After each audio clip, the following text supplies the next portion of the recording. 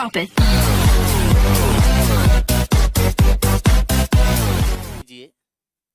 कैसे डायग्राम बनेगा? एक झील में कमल का फूल पानी की सतह से 5 सेंटीमीटर ऊपर रहता है। तेज हवा चलने पर वह अपने स्थान से 10 सेंटीमीटर दूर पानी में डूबता है। फूल के स्थान पर पानी की गहराई कितनी हो जाएगी? ये झील की सतह है, सॉरी ये झील का आधार है और ये झील की सतह है। यहां एक कमल का फूल है।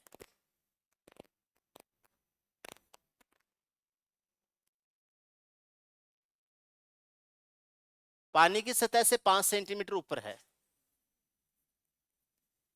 5 सेंटीमीटर ऊपर है। x मीटर है वो झील की गहराई है। कमल का फूल है वो धरातल से लगा हुआ होता है और ऊपर तक निकल जाता है सतह से। तो टोटल लंबाई x + 5 हो जाएगी इस डंडी की जिससे ये फूल लगा हुआ है। फूल सीधा खड़ा है वर्टिकल। हवा चलती है तो ये फूल झुकता है, ऐसे झुकेगा और झुक के ये जो फूल है वो यहाँ आ जाएगा और वो जो डंडी सीधी थी वो डंडी आ जाएगी ऐसे टिकती थी। तो ये जो x + 5 वाली डंडी है वो ये हो जाएगी। अब 10 सेंटीमीटर दूर डूबता है तो ये दूरी 10 सेंटीमीटर हो जाएगी और ये x है। पाइथागोरस थ्योरम लगानी है।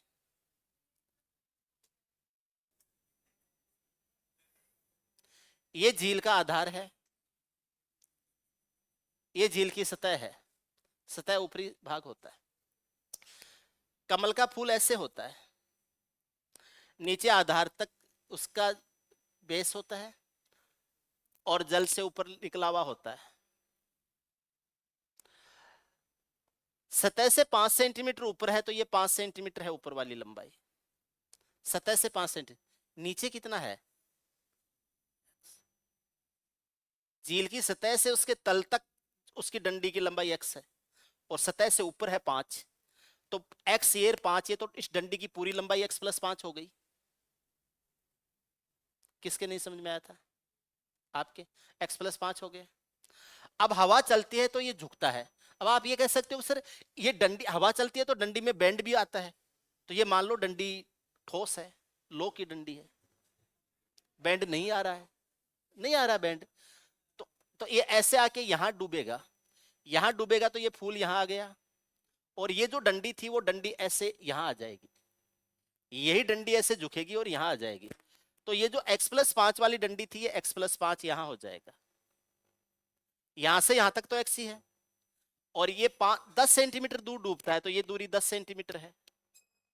पहले जहां था उससे 10 सेंटीमीटर दूर डूबता है तो ये दूरी 10 सेंटीमीटर हो जाए। ये एंगल बनेगा यहाँ 90 डिग्री का। पाइथागोरस थ्योरम लगानी है। इसके स्क्वायर और इसके स्क्वायर का योग इसके स्क्वायर के बराबर होना चाहिए। x², 10 का स्क्वायर 100 बराबर x² + 10x + 25। x² से x² कट जाएगा, 25 कटेगा 75, 10x बराबर 75, x बराबर 7.5। सी ऑप्शन देखिए।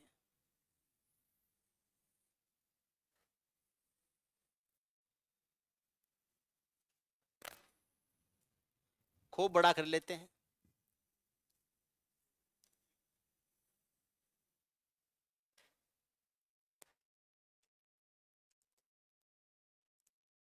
पांच नंबर देखिए। सांजल में चाल 20 है। धारा के प्रतिकूल 24 किलोमीटर जाने में समान दूरी को धारा के अनुकूल तय करने की तुलना में 30 मिनट अधिक लेती है। यदि शांत जल में नाव की गति में 2 किलोमीटर प्रति घंटे की वृद्धि कर दी जाती है तो उसे धारा के अनुकूल 39 किलोमीटर और धारा के प्रतिकूल 30 किलोमीटर दूरी तय करने में कितना समय लगेगा?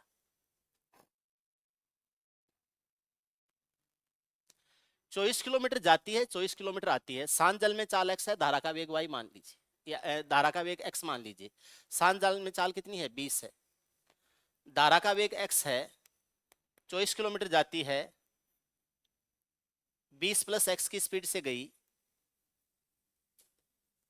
24 किलोमीटर, 20 - x की स्पीड से आई और इन दोनों में जो समय का अंतर है वो 30 है। तो यहां पर जो स्पीड कम होती है तो ज्यादा समय लगता है। तो तो 20 में जितना कम रहेगा उतनी ही ये संख्या है ये छोटी रहेगी। तो ये जो 20 माइनस एक्स है 24/20 माइनस एक्स है माइनस हो जाएगा 24/20 माइनस एक्स है 30 मिनट अधिक लेती है बराबर 1/2 घंटे हो जाएगा। उसके बाद में मुझे ये लग रहा है जैसे यहाँ 12 की बजाय मान लो 8 हो जाए, 8 हो जाए, 8 हो जाए, तो यहां से क्या हो सकता है 8 होने के लिए कितना घटाना पड़ेगा 12 घटाना पड़ेगा। 8 होने के लिए 12 घटाना, 8 का तिगुना 24 होता है 3 आ जाएगा। और यहां पर अगर मैं ये कहूं कि कितना घटाया 12 घटाया, 20 और 12 कितना होता है 32 होता है। 24/32 करेंगे तो कितना आ जाएगा 24/32। अगर मैं 12 लेता हूं तो ये तो कितना हो जाएगा 8, 8 काट देगा 3 बार। और यहां लेता हूं तो ये 24/32 हो जाएगा। 24 बट्टे कितना आएगा 3/4। 3 में से 3/4 घटाने से भी नहीं आता है। ठीक है, अगर मैं 4 ले लूं मेरा काम हो गया लगता है मुझे। 4 लेता हूं तो 20 में से 4 घटाता हूं 16 आता है। 16 का डेढ़ा 24 होता है। और 4 लेता हूं तो ये 24 आता है। 24 में 24 का भाग एक बार जाता है, डेढ़ में से ही घटाता हूं तो आधा आता है। तो x का मान 4 हो जाएगा, x का मान हो जाएगा 4। तो दिशा में तो चाल हो जाएगी 24 और विपरीत दिशा में चाल हो जाएगी 16। विपरीत दिशा में चाल हो जाएगी 16, 20 में से 4 घटाएंगे 16। ठीक है, यदि शांत जल में नाव की चाल में 2 किलोमीटर प्रति घंटे की वृद्धि कर दी जाए। अब शांत जल में जो चाल है ये x आ गया, इसको भी मत निकालो बोले। शांत जल में चाल है वो कितनी कर दी 20 से 22 कर दी। शांत जल में जो चाल है वो कर दी 22। अब दिशा में तो चाल हो जाएगी 22 प्लस कितनी 4, ये हो जाएगी 26। और विपरीत दिशा में हो जाएगी 22 माइनस 4 और ये हो जाएगी 18। तो धारा के अनुकूल 39 किलोमीटर, 39 किलोमीटर 26 की स्पीड से जाएगी। प्रतिकूल 30 किलोमीटर, 30 किलोमीटर है वो 18 की स्पीड से जाएगी। कितना समय लगेगा 26 का डेढ़ा 39 होता है, तो 1.5 घंटा तो ये हो गया, यानी 3/2 घंटे तो ये हो गए। 6 से 5 बार, 6 से 3 बार, 5/3 घंटे ये हो जाएंगे। 5/3 होता है 1 से ही 2/3, या एक बार 5/3 लिख देता हूं। ये 5/3, 3 का तिगुना 9, 5 का दुगुना 10, 9 और 10 19, 19/6 आ जाएगा। 19/6 जो है उसको लिखा जा सकता है 3 से ही 1/6। 1/6 का मतलब 10 मिनट होता है। ठीक है, 3 घंटे 10 मिनट हो जाएगा। 3 घंटे 10 मिनट का टाइम लगेगा।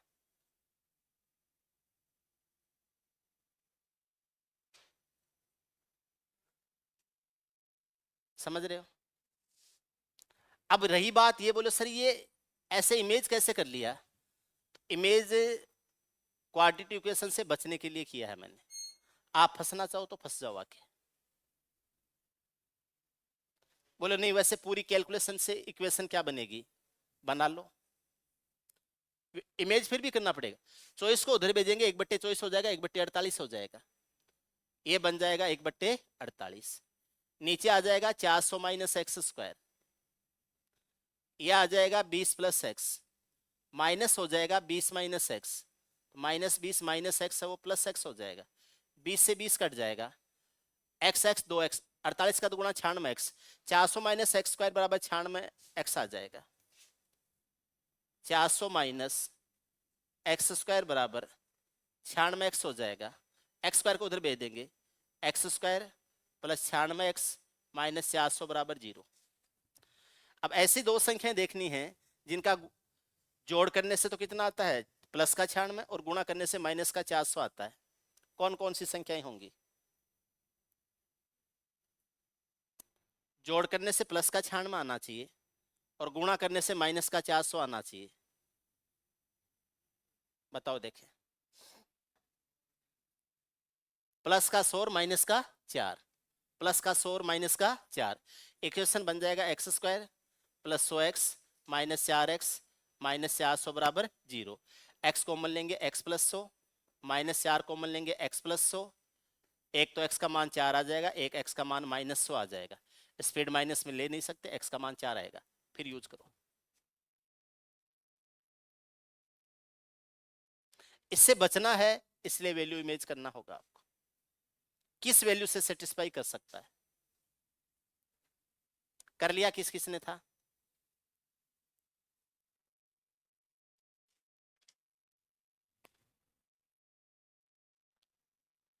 धारानाव के सवाल कम करवाए थे ना, खूब आ गए। अब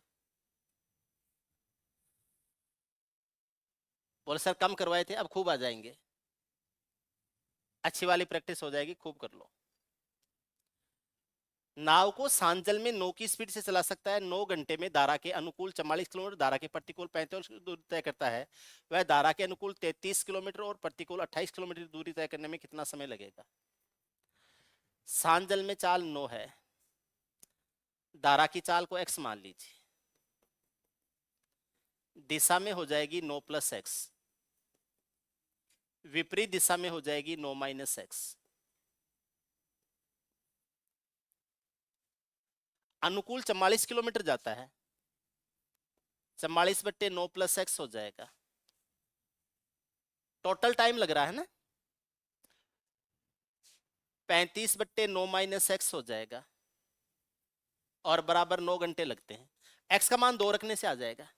2 रखेंगे तो 11 से 4 गुना 44, 2 रखेंगे तो 7 में से 2 घटाएंगे तो 9 में से 2 घटाएंगे 7, 7 का 5 गुना 35, 4 और 5 है 9। x का मान 2 आ जाएगा। पूछा है धारा के अनुकूल 33 किलोमीटर, x का मान 2 आ गया। अब धारा की दिशा में चाल हो जाएगी 9 2 11, दिशा में तो चाल हो जाएगी 11, और 9 में से 2 घटाएंगे 7, विपरीत दिशा में चाल हो जाएगी 7।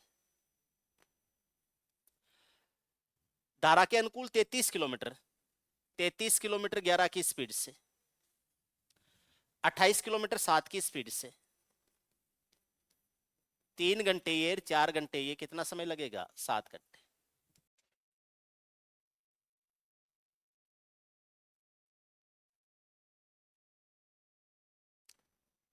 एक ही जैसे सवाल आ रहे हैं।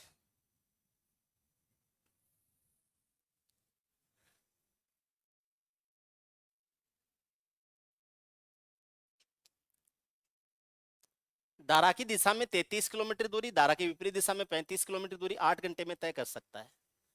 दिशा में चाल x मान लो, विपरीत दिशा में y मान लो। 33/x हो जाएगा, 35/y हो जाएगा, समय लगेगा 8 घंटे। उधर वो जो 5वां सवाल पूछा था थोड़ी देर पहले, उस सीट में से वही सवाल है। दिशा में 44 किलोमीटर, 44/x हो जाएगा, और विपरीत दिशा में 28 किलोमीटर, 28/y हो जाएगा।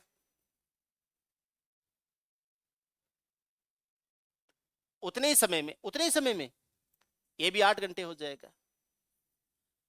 दिशा में 55 किलोमीटर और विपरीत दिशा में 14 किलोमीटर की दूरी तय करनी है। मुझे देखो एक बात समझ में आ गई है। 11 का 3 गुना 33 होता है, 7 का 5 गुना 35 होता है, 3 और 5 8 होते हैं। 11 का चौगुना 44 होता है, 7 का चौगुना 28 होता है, 4 और 4 8 होते हैं। x का मान 11 है, y का मान 7 है, तो 11 का 5 गुना 55 और 11 का 7 का 2 गुना 14, और 5 और 2 7, कितना समय लगेगा? 7 का। कुछ न कुछ तो अपनी तरफ से ऐड करना पड़ेगा। सोल्व करो तो सोल्व कर लो, लेकिन मुझे लग रहा है 33 से 44 दोनों कॉमन संख्या से डिवाइड होने, 11 ही हो सकता है। 35 और 28 किसी कॉमन संख्या y से डिवाइड हो रहे हैं, तो क्या हो सकता है? 7 ही हो सकता है। तो मेरे दिमाग में 11 और 7 आया, मैंने क्रॉस चेक किया तो सेटिस्फाई कर गया। तो 11 और 7 को यूज करूंगा तो 11 5 55, 7 का 2 गुना 14, 5 और 2 कितना? 7। D option 7। जुगाड़ तो लगाने पड़ेंगे ना।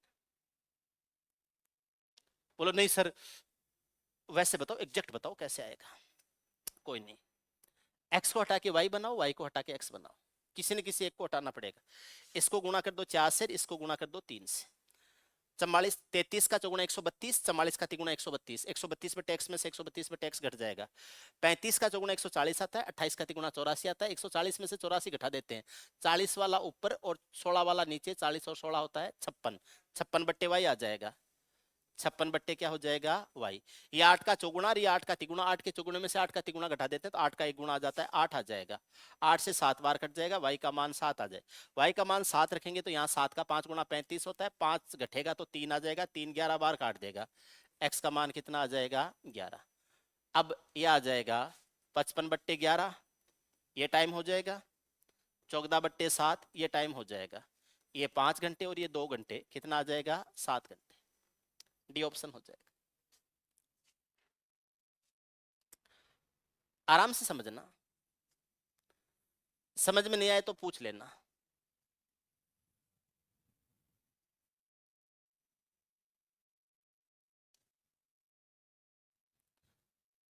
एकदम जेन्युइन मेथड से करेंगे और बड़ी कैलकुलेशन भी नहीं करेंगे।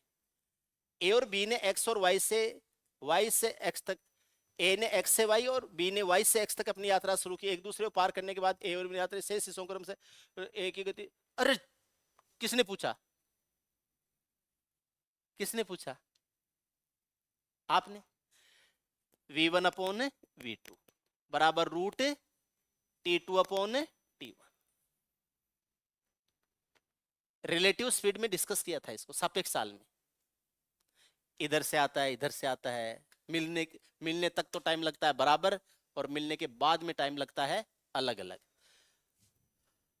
ए की स्पीड 32 है, v1 की जगह 32 कर दो, v2 का मान आपको ज्ञात करना है। दूसरा टाइम ऊपर लेना, 8 घंटे ऊपर ले लो। पहला टाइम 8 का 6 गुना 48 और 1 49, 49 बट्टे 8 हो जाएगा। बट्टे का बट्टा ऊपर जाता है, 8 गुना 8 का रूट तो हो जाएगा 8 और 49 का आ जाएगा 7। 32 बट्टे v2 बराबर 8 बट्टे 7 आ जाएगा।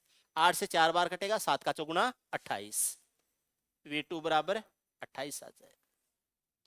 ए ऑप्शन में हो जाएगा। 130 किलोमीटर प्रति घंटे की गति से यात्रा की, उसने पहली 75% दूरी 2/3 समय में तय की। आप ये मान सकते हो टोटल डिस्टेंस 130 किलोमीटर है, टाइम है वो 1 घंटे का मान लेते हैं।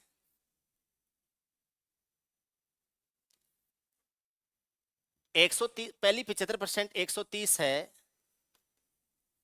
इसका 3/4 हो जाएगी, तो शेष दूरी बच गई 130 का 1/4 बच गई, शेष दूरी बच गई 130 का 1/4 बच गई, यानी 130/4 हो जाएगा। ये 2/3 समय में तय की है, यानी 2/3 घंटे में तय की है, तो बाकी बची हुई दूरी है वो 1/3 घंटे में तय होगी। ये जो दूरी बची हुई है इसको तय करेगा किसकी स्पीड से, एक्स की स्पीड से, एक्स की स्पीड से तय करेगा, और ये तय होगी 1/3 घंटे में। 1/3 घंटे, क्योंकि पहले वाली जो 3/4 दूरी है 130 का 3/4 दूरी है, ये इसने 2/3 समय में तय की है, यानी 2/3 घंटे में तय की है, तो बाकी बची हुई दूरी है वो 1/3 घंटे में तय करेगा। 130 का चौथाई कर लो, और x की स्पीड से तय किया और समय लगा है 1/3 घंटे। 4 नीचे आ जाएगा, 130/4x बराबर हो जाएगा 1/3, 4x बराबर हो जाएगा 390, x का मान हो जाएगा 390/4, 390/4, ठीक है। अब देखो 400 में तो भाग जाता है कितनी बार, 100 बार, 10 कम है तो 2.5 कम हो जाएगा, 97.5 हो जाएगा।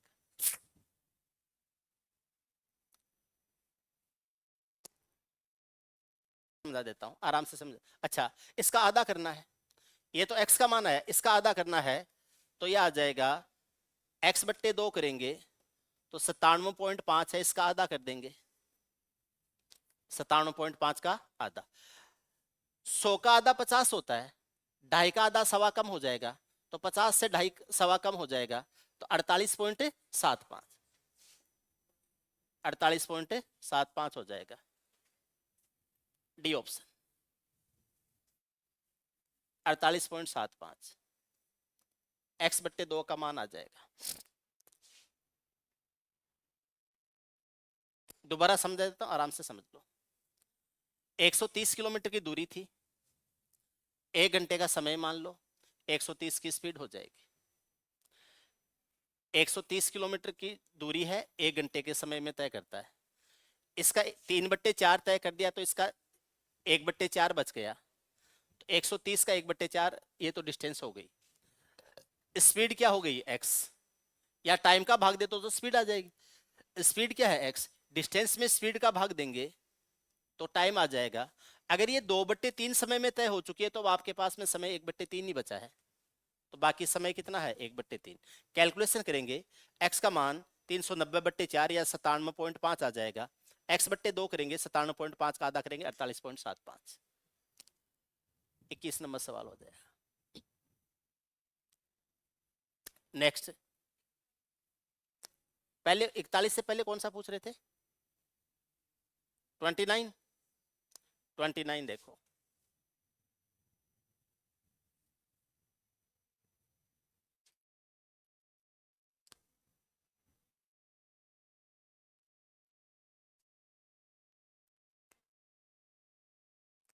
देखो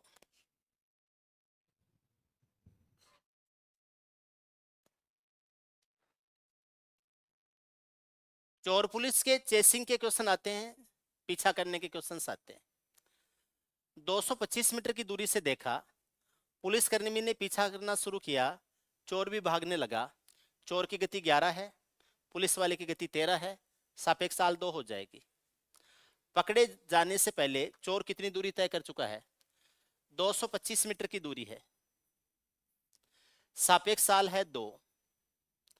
नीचे आंसर्स है वो मीटर में दे रखे हैं और ये हमें किलोमीटर प्रति घंटे में दे रखा है, ठीक है।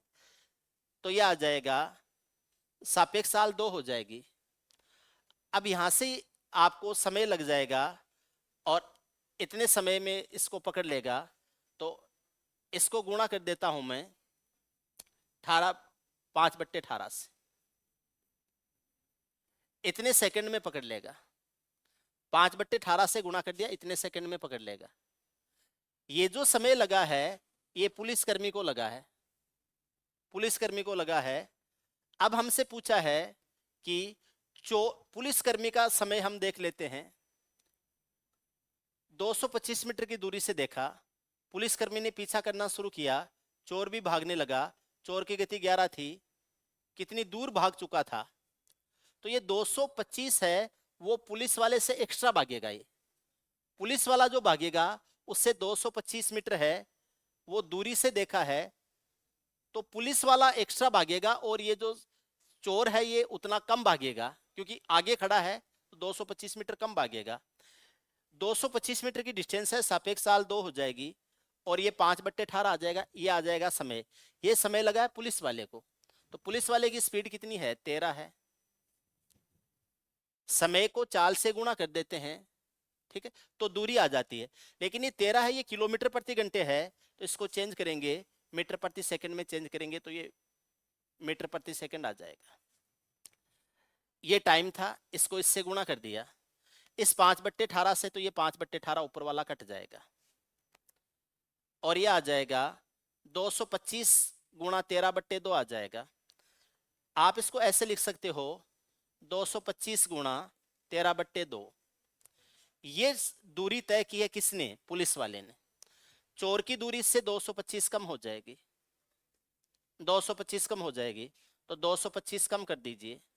113/2 में से 1 घटेगा, कितना आ जाएगा? 11/2 आ जाएगा, 11/2 आ जाएगा, है ना, -1 होगा, तो ये आ जाएगा 11/2। 225 को 11 से गुणा करते हैं, 11 से गुणा करते हो तो ये तो 5 आ जाता है, 5 और 2 7 आ जाता है, 2 और 2 कितना आ जाता है? 4 आ जाता है, 5, 5 और 2 7। पहले तो आ गया 5, 5 और 2 7, 2 और 2 4 और फिर 2 और बट्टे क्या आ जाएगा? 2। 2400 का आधा तो 1200 और 75 का आधा 37.5, 1237.5। ये ऑप्शन हो जाए, 1237.5 आ जाए,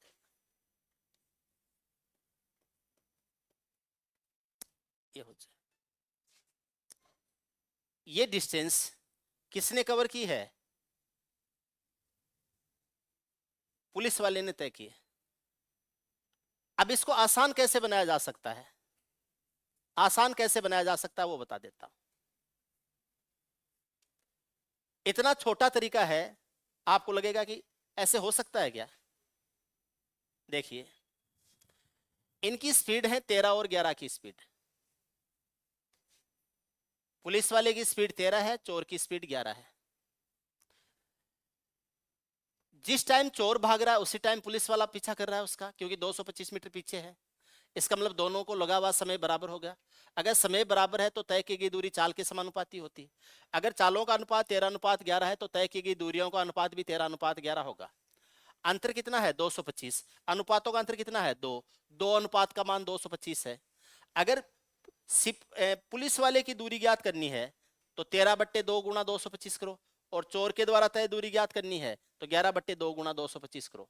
ध्यान देना, अनुपातों का अंतर कितना है 2। ये इनकी चालों का अनुपात आए हैं। दो चालों के अनुपात होते हैं वही दूरियों के अनुपात होते हैं, अगर समय बराबर लगा है तो। इसका मतलब 13 और बाकी इस तरीके को छोड़ दीजिए। यहां देखिए, इनकी चाल 13 और 11 है तो डिफरेंस कितना आया है 2। चालों का डिफरेंस और अनुपात 13, 11 और 2 आए हैं तो दूरियों के भी डिफरेंस यही आएंगे। एक की डिफरेंस, एक की 13 के अनुपात में, एक की 11 के अनुपात में, और अनुपात जो अंतर है वो 2 के अनुपात में आएगा। उस 2 का मान कितना हो जाएगा 225।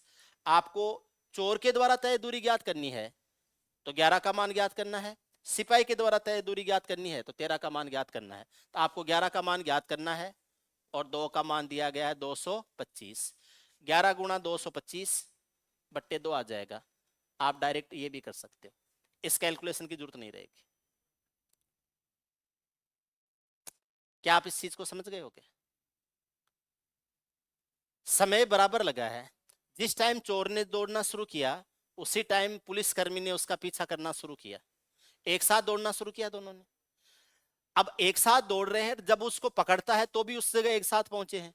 इसका मतलब दोनों ने बराबर टाइम तक दौड़ा है, दौड़ने का टाइम बराबर हो गया। जब टाइम बराबर होता है तो दूरी है वो चाल के प्रोपोर्शनल होती है, और चाल है वो दूरी के प्रोपोर्शनल होती है। तो इनकी जो दूरियां होंगी वो चाल के प्रोपोर्शनल हो जाएंगी। चाल कितनी है 11 और 13। ठीक है, तो मैंने पुलिस वाले की पहले लिख दी है, चोर की बाद में लिख दी है। 13:11 हो गया। ये इनकी चालों का रेशो है, यही इनकी दूरियों का रेशो होगा। तो पुलिस वाला उस चोर से 225 मीटर पीछे है तो उसको पकड़ने के लिए 225 मीटर उससे ज्यादा दौड़ना पड़ेगा। अनुपातों का डिफरेंस कितना है 2। वो 2 अनुपात 225 के बराबर है। अब पुलिस वाले के द्वारा दौड़ी गई दूरी ज्ञात करनी है तो 13 का मान ज्ञात करो, और चोर के द्वारा दौड़ी गई दूरी ज्ञात करनी है तो 11 का मान ज्ञात करो। 2 का मान 225 है। आपको चोर की दूरी ज्ञात करनी है, 11 का मान ज्ञात करना है, 2 का मान दिया गया 225। 11/2 गुणा 225। जिसका ज्ञात करना होता है उसको ऊपर रखा जाता है। 11 को ऊपर रखेंगे, डिफरेंस 2 है, 2 को नीचे रखेंगे, 225 से गुणा करेंगे। 29 है ये। अगर टाइम दे रखा है तो डाटा कुछ अलग तरीके से भी तो दे रखे होंगे ना।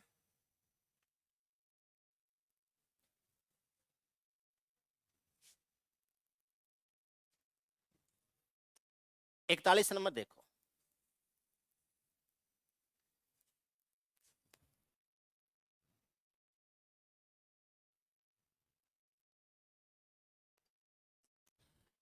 एक पुलिसकर्मी को 650 मीटर की दूरी से एक चोर दिखाई देता है। चोर भागने लगता है, पुलिसकर्मी उसका पीछा करता है।